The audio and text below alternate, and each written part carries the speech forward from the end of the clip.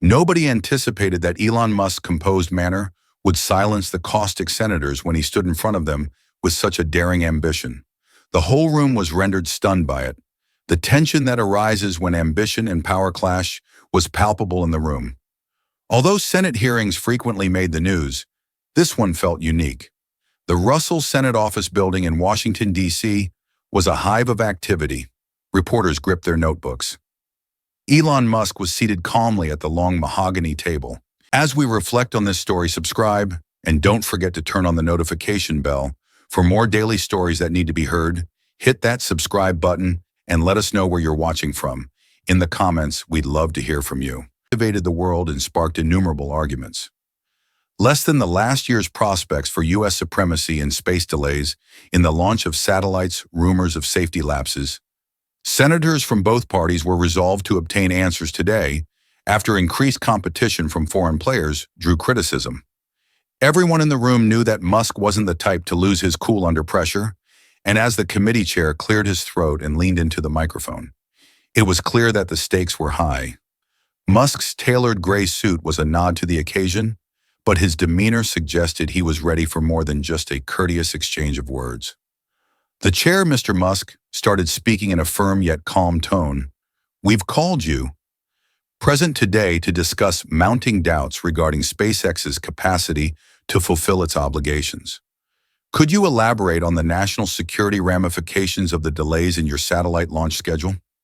Musk looked from the chair to the rows of senators who were closely observing him as he folded his hands and paused momentarily as the room went silent. For a brief minute, it appeared as though the room's air was holding its breath as the cameras clicked. Musk began speaking in a measured tone. "The easiest way to comprehend the delays, in my opinion, is to first comprehend the nature of our goals. They weren't merely a reaction. Rather, they were a challenge to look past the schedules, the politics, and the figures." The atmosphere became tenser, laying the groundwork for one of the most memorable conversations. The room erupted quickly in recent congressional history as Massachusetts Senator Evelyn Brooks leaned forward and spoke in a firm, piercing voice. "With all due respect, Mr. Musk, understanding is not the problem here. Rather, accountability is." Musk didn't flinch. His expression remained calm, though his eyes narrowed slightly. "Space is hard," he said plainly, as if those 3 words could sum up human history. "SpaceX has received significant government contracts, but we're still seeing delays and safety concerns. Are you telling us that these setbacks are just the nature of the business? Every launch in the universe is a risky undertaking with a myriad of variables that no amount of preparation can completely manage." Senator Brooks wasn't entirely satisfied with Mr. Musk. The American people deserve more than empty words. They deserve results. Before Musk could reply, taxpayers had a right to know whether their money was being spent wisely. Senator Carl Harrison of Ohio added, "Let's be clear about what's at stake." His tone was less combative, but just as emphatic. In addition to being annoying, satellite launch delays may have major repercussions for national security. Other countries are making rapid progress in the space race. Can SpaceX keep up? Or are we putting all our eggs in one basket that might not contain the tension in the room? Increased in altitude, Musk sat back a little in his chair and rhythmically tapped the table with his fingers. For a brief moment, as he thought about his response, it appeared as though he might give a scathing retort, but instead he started with a deep breath and a disarming candor. "I understand your concerns, and you're right. Delays are frustrating for me too. But let me ask you something. How do you measure progress when you're trying to do something that no one else has done before?" A wave of murmurs went through the audience, but Musk wasn't sidestepping. Rather, he was rephrasing the conversation. The senators exchanged glances, uncertain of how to respond to the ferocity of the questions being thrown at him. "Brooks, Senator, I've never been one to compromise safety. If anything, we've delayed launches specifically to ensure safety protocols are followed to the letter." Nevertheless, Musk interjected firmly, his voice carrying an edge that silenced the room. "This isn't just about ambition, it's about safety. We've heard reports of near misses during testing, and engineers have expressed concerns about taking shortcuts. But that's untrue. SpaceX is not about taking shortcuts. It's about pushing boundaries responsibly." The silence that ensued was heavy. The senators sensed that Musk had placed a line in the sand, but none of them understood, however, that he was only beginning with his fingers intertwined on the table. Musk leaned forward and paused to look each senator in the eyes. His tone was steady and methodical, and when he spoke again, his face was one of determination rather than defiance. Space exploration is unlike anything else humanity does. Musk started by saying that there are no assurances despite the fact that every launch is the result of millions of dollars, years of innovation, and the labor of thousands of people. When I started SpaceX, I knew it wouldn't be simple because rockets fail, systems break, and space doesn't care about budgets or timetables. He stopped to let the impact of his remarks sink in. Although I didn't always hope for flawless results, I did have expectations and demands for both my staff and myself. Is that we never give up because the risks are too great to be safe. The senators listened carefully, with some scowling and others reclined in their seats as though reconsidering their strategy. Musk added, "We've had setbacks. Some of them have been public and painful. Losing a rocket and watching a payload fail is devastating. But what's even more devastating is the idea of not trying at all." His voice took on a reflective tone, drawing the audience closer to his point of view. "How many people told me that private enterprises had no business in space and that governments and NASA couldn't do it? We're the only things capable of doing this work." He made a wide hand gesture as though speaking to the universe. "I didn't listen at the time, and I won't listen now because every setback we experience moves us one step closer to success. Every mistake, every delay, it all contributes to the process of doing something extraordinary."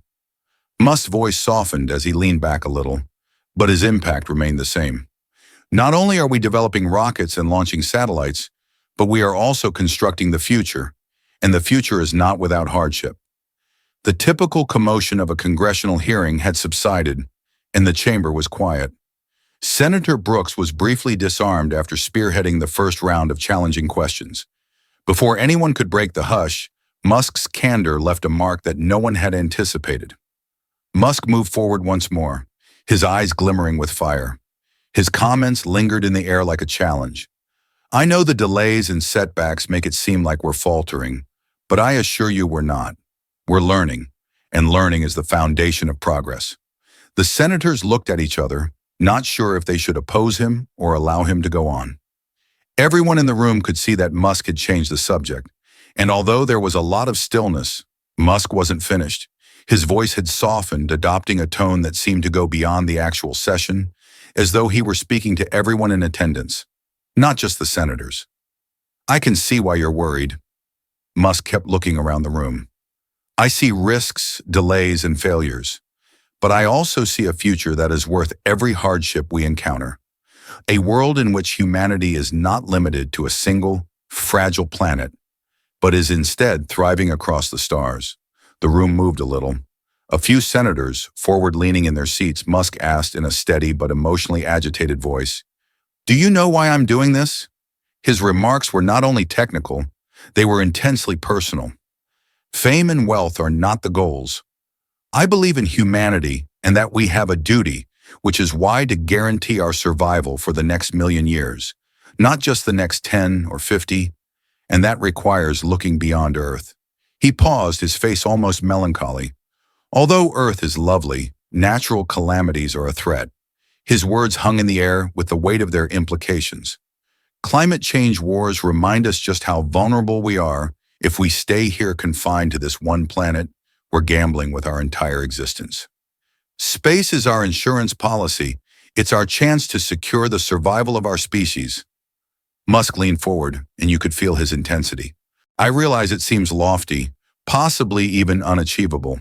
However, every significant accomplishment in human history began as an impossibility. The internet, the airplane, and the light bulb were all ideas before they were realized." A Texas senator who had been silent up until this point shouted up, "Mr. Musk's vision is one thing, but how can you defend the expenses, risks, and resources? What makes it worthwhile?" Musk's gaze met the senators without faltering. "The opportunity to change our course in life so that our offspring and their offspring inherit a universe of opportunities rather than just a world." After letting the words sink in, he went on, Every dollar spent on space exploration is, when you consider it, an investment in inspiration. It's a declaration that we choose to aspire higher, not only for ourselves, but also for future generations. And that's what makes it worthwhile. Musk's tone softened, becoming almost respectful.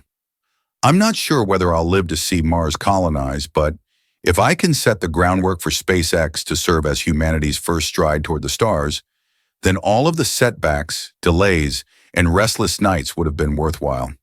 Even the most doubtful senators appeared to be struggling with the enormity of his idea as the gathering was enthralled.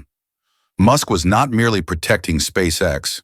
For a brief moment, the room seemed to have been hit by an unseen force as he defended humanity's freedom to dream. The senators typically fast to respond with follow-ups or rebuttals while remaining silent. As if no one dared to break the spell, the normal bustle of reporters typing had stopped as Musk's remarks lingered in the air, their weight apparent. The initial person to regain her composure was Senator Evelyn Brooks. She cleared her throat, moved forward, and spoke straight to Musk, but her voice had become softer. Mr. Musk, although your vision is captivating, practical governance doesn't always align with enticing visions. How would you suggest striking a balance between accountability and ambition? Musk looked her in the eye, his expression unflinching. He responded that while ambition without accountability is risky, accountability without ambition is stagnant by not viewing them as opposites. Together, the two must responsibly push limits without losing sight of the wider picture. While her countenance remained reserved, Brooks gave a small nod. Other senators in the room seemed preoccupied, their normal fervor subdued by Musk's charming candor. Even Senator Harrison, who had previously questioned Musk about national security threats, appeared thoughtful as he jotted down notes on a legal pad. The public's response was equally intense, and real-time social media footage of Musk's fervent rebuttal started to go viral. Hashtags like "as space for all" and "have a Mars future" trended in a matter of minutes, igniting discussions over the function of private enterprises in space research and the ethical requirement to reach for the stars. In one particularly moving clip, Musk responded to the Texas senator's question by saying, "Your commitment to this cause is evident." His tone was measured, and as he spoke about rewriting humanity's destiny, his voice cracked slightly. The hearing room was filled with skepticism and arguments, but one thing was clear: people were listening. The committee chair tapped his microphone to bring the proceedings back to order. "However, we must make sure that this vision is implemented appropriately as stewards of the public trust. I think you've given us a lot to think about." Musk smiled courteously and nodded. The chair nodded slightly in response before turning to address the room, saying, "This hearing will recess for a short break. We'll reconvene in 30 minutes. As the senators got up and shuffled out, the energy in the room changed, and reporters flocked to Musk with their cameras flashing and microphones thrust forward. But Musk remained composed and got up from his seat. "I hope so," he said, "because this isn't just about SpaceX or me. It's about all of us." Approached the exit with composure, flanked by his group. His words had already made an enduring impression, but his face showed no emotion. Mark, when the hearing began following the break, the senator's previous combativeness was muted by Musk's thought-provoking remarks, and the tone had changed. The hearing proceeded with procedural questions and technicality arguments. The ferocious discourse that had signaled the start was no longer present. By the end of the discussion, it was evident that the senators' opinions were not all in agreement, with some remaining doubtful and holding on to worries about responsibility and supervision. Musk had done something unusual in Washington by moving the room. Others, though, appeared to have grown to respect the man seated in front of them. As the hearing came to an end, Musk stood, shook hands with a few senators, and made his way to the hall outside. Outside, reporters surrounded him once more, asking him about the future of SpaceX, the potential for government intervention, and his personal thoughts about the hearing. Musk wasn't just a CEO defending his company. He was a visionary defending a dream that spoke to something deeper in the human spirit. Musk, as usual, gave little away and stated that that's what matters. The story took over the evening news, and commentators discussed the validity of Musk's claims, with some referring to him as a modern-day pioneer, with others rejecting his ideas as being too idealistic. but around coffee shops and dinner tables, the public was talking about humanity's future and what it could mean to leave Earth behind, rather than the typical politics of the hearing. One particular moment appeared to strike a chord the most. For some, Musk's statement that failure was a necessary part of progress and that the future was worth every risk served as a reminder of humanity's tenacity. For others, it served as a call to dream bigger and see beyond the limitations of the present. However, Musk wasn't interested in winning debates or changing people's minds because, as he left the hearing that day, his mind was already focused on the next launch. The lesson he imparted was straightforward. The next obstacle, the next phase in his quest to elevate humanity to the stars in the end. The hearing wasn't just about SpaceX or even space exploration. It was about a decision to overcome fear and doubt and aim for something greater. And for a brief moment, even in the divisive halls of Washington, that decision felt possible. Progress demands courage, and the future belongs to those who are willing to face failure with unwavering resolve.